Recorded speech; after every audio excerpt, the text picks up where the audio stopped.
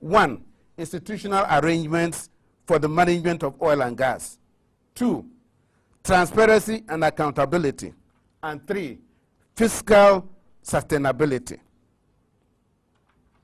At the level of institutional arrangement for the management of oil and gas, the PNC will strengthen the Public Interest and Accountability Committee, PIAC, to facilitate the process of capacity building, public awareness, and transparency. We will create an additional exclusive transparency agency charged with contracts and procurements within the oil and gas sector. The PNC will also strengthen the governing boards of the state-owned enterprises, SOEs, and insulate them from government vested interests so that they can be more effective in their oversight roles.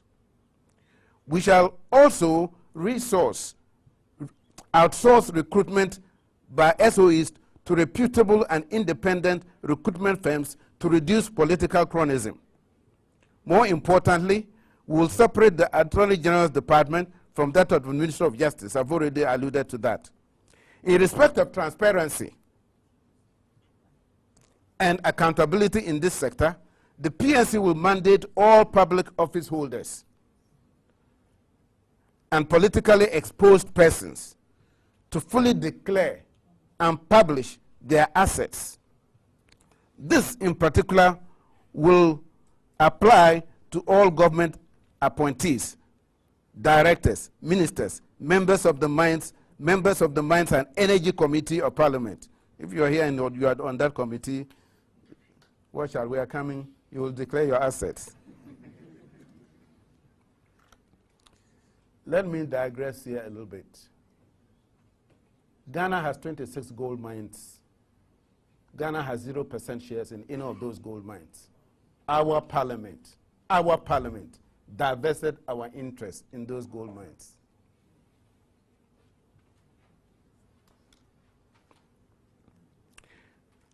We will also mandate that information and public documents, including those related to contracting processes from the oil and gas sector, should be made accessible, whereas those like bidding documents and geological data will require a minimal fee for access.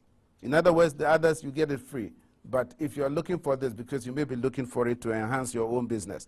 More so, the issue of beneficial ownership will be addressed by ensuring that companies that seek to bid for public contracts must fully disclose their owners, and false information on beneficial ownership shall be criminalized.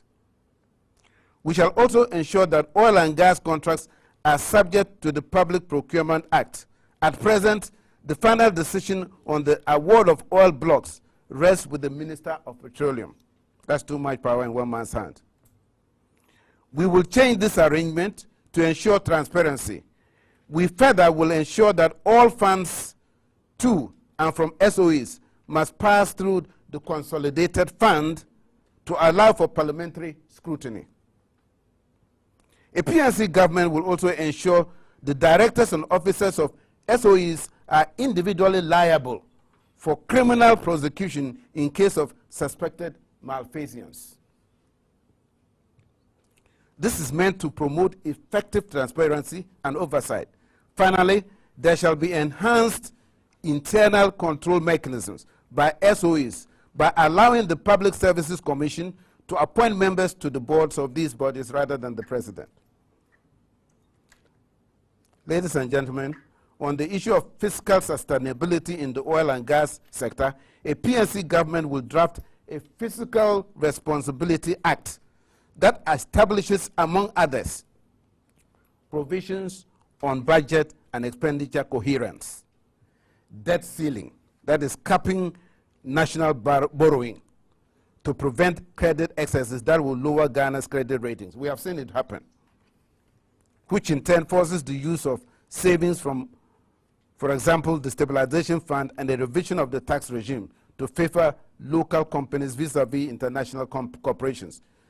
Ladies and gentlemen, we will also enhance the capacity of the Ghana Revenue Authority to periodically audit international oil and gas corporation to verify if the profit extraction as declared is accurate.